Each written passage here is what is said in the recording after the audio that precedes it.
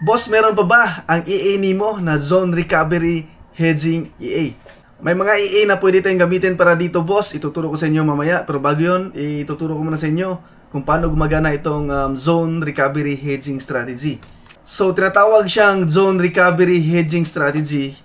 Tinatawag siyang hedging kasi kapag nag-trade siya tapos na-loss yung first trade mo, nag-hedge siya or nag-open siya ng opposite trade. Example, nag-buy ka sa first trade, sa pangalawang trade, magsisell siya para kapag dumiretso yung price pababa, ma-recover niya yung loss sa buy trade, tapos may profit pa kasi nag-sell yung second trade.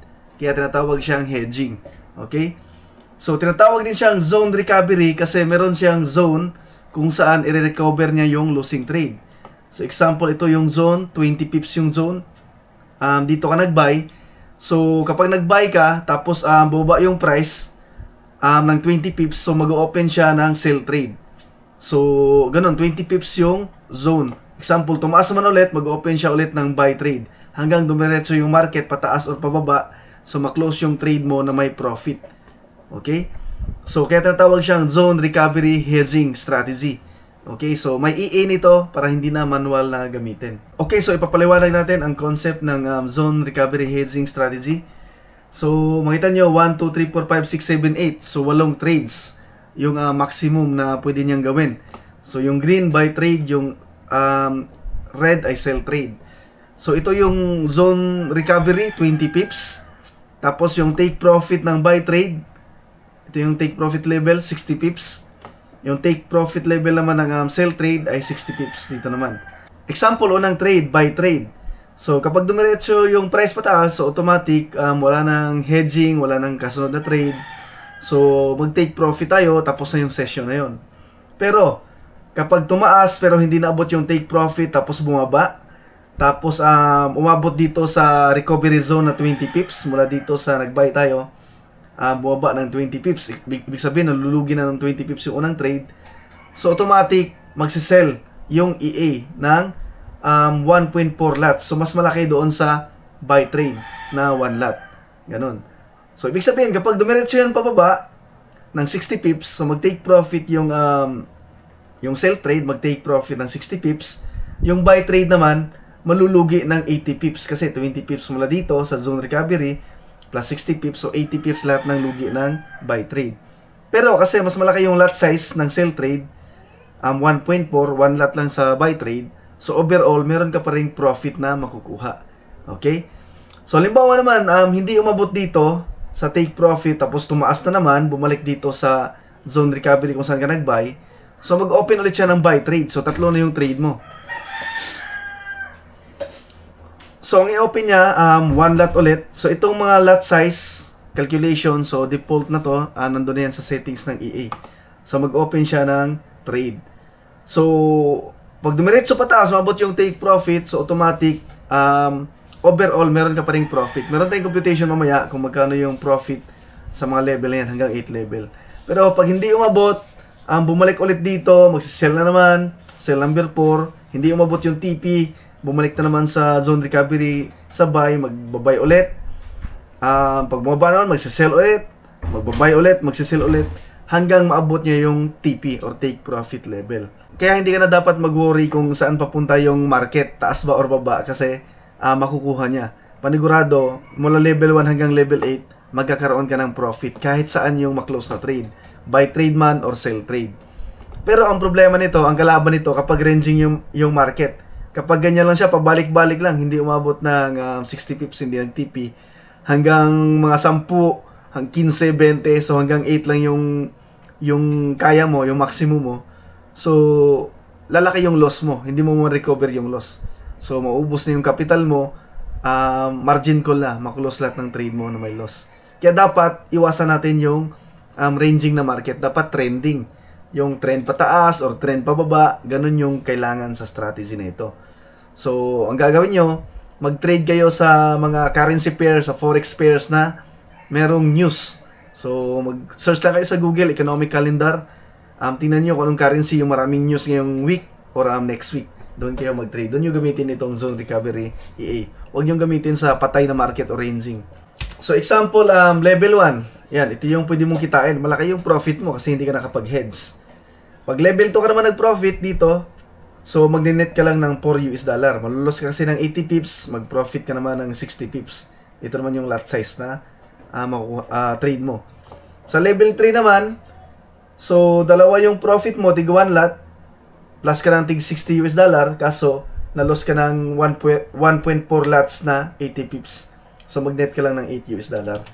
Level 4, dito ka na mag-profit sa sell trade mo, net ka pa rin ng 8. Level 5, dito ka na mag-profit sa buy trade mo, net ka ng 10 US dollar. Level 6, meron kang net na 6 US dollar. Level 7, net ka ng 8 US dollar. Level 8, net ka ng 7 US dollar. So kahit saan papunta yung market, paniguradong may profit ka. So hindi mo na problemahin kung magbabay ka ba or magsisell. Ang importante yung market ay trending, hindi ranging. Okay? So kung napapansin nyo, kapag lumalaki yung trades mo, ayan, lumalaki na yung lot size mo, pero yung maging net profit mo ay 7 US dollar lang. Kasi naghahabol ka na ng mga losing trade mo, nag-hedge ka na. So malaki na yung trades mo, malaki na yung naka-risk sa account mo, pero mag-profit ka lang ng 7 US dollar. Kaya dapat gandahan ninyo yung entry. Hanap kayo ng market na trending. Tapos yung level 1 pa lang, pasok na, profit na. So gandahan niyo yung first trade niyo. Pero wala namang problema, ang ano naman dito na kapag nagkamali ka sa first trade mo, okay? So kaya mo pa ring ma-recover yung loss, kaya mo pa ring mag-profit. So kaya tinatawag rin itong no loss strategy kasi kahit saan papunta yung market, hanggang 8 level magpo-profit ka, meron kang profit. Wala kang loss. Ang loss mo lang kapag hanggang 10th level na 15 level, ranging pa rin. Yun ang importante na tingnan nyo. Dapat iwasan nyo yung ranging. Dapat trending market. So example, 1 standard lots yung first trade mo. Pero sa forex trading naman, 0.01 naman yung minimum trade. So malaki na itong 1 standard lots. Ang total na trades mo hanggang level 8 ay 16.9 standard lots. So yung trade size or volume ay 1.6 million US dollar. Okay? Yan yung kailangan na pera para ma-trade lahat yan. Pero meron namang leverage. Example, gumagamit tayo ng times 1,000 leverage. So, 1,690 US dollar lang yung kailangan nating kapital. Kaya nating makapag-trade lahat ng level na ito. Lahat ng lot size na yan. Okay? So, yung total loss natin kapag na-reach natin yung 8 level, yan, 16.9 lots times 10 US dollar per pip times 10 pips. Example, nasa gitna lang lagi lahat. So example, naka-sell ka, tapos nasa gitna lang yung price, 10 pips. Naka-buy ka, tapos nasa gitna. So example, loss ka lahat ng 10 pips. So yun, sunog yung account na 1,690 US dollar. Kapag 1 standard lots yung una mong trade. Pero kapag 0.1 naman, so divide 10 mo na lang. 169 US dollar na yung minimum capital. Kapag minimum trade, 0.01 standard lots, so ang kailangan mo lang capital ay 16.9 US dollar. Okay? Pero advice ko, kapag 1 standard lots, 2,000 US dollar na yung capital niyo. Okay? So, i-round off nyo na lang. So, balik tayo dito sa net profit sa mga level. So, makita nyo, kapag nag-hedging na, level 2, level 3, level 4, level 5, level 6, level 7, level 8, maliliit na lang yung net natin. Hinahabol lang natin or binabawi lang natin yung loss. Kaya lugi tayo kapag yung broker natin merong swap. Example, ito, matagal yung trade na ito, inumaga or isang linggong trade na ito, naipit, pabalik-balik lang dyan. Tapos mag-net ka lang ng 7 US dollar. Yung swap, araw-araw nagkakaroon ng swap yun, overnight fee. So, tapos malalaki na yung lot size. So, malulugi ka sa swap. Baka nag-swap ka ng 50 US dollar, mag-net ka lang ng 7. So, negative ka pa. So, dapat zero swap yung account na gagamitan natin. So, gamitin nyo ang XM Ultra Low Standard account. Zero swap, wala ring commission, tapos mababa yung spread. Ayan, meron tayong link sa baba sa video description kapag mag-open kayo. Tapos, join na rin kayo sa Telegram channel natin para mag-chat kayo tungkol dito sa Zone Recovery EA, sa mga EA, may mga tanong kayo. Merong group chat doon, meron din mga signals. Saan pwede mag-download ng Zone Recovery EA? So, may mga binibenta, katulad nito, FRZ Zone Recovery Hedging EA, kaso 85 US dollar ito. Okay? So, yung link nasa baba. Tapos, meron din binibenta sa MQL5 Zone Recovery, 30 US dollar naman ito. Meron din namang libre, OZT Zone Recovery EA version 1.0. So, ilagay ko yung link lahat sa baba sa video description. Tingnan nyo na lang. So, yun lang ka-trade. Kung nagustuhan nyo itong video nito, huwag nyo kalimutang mag-subscribe.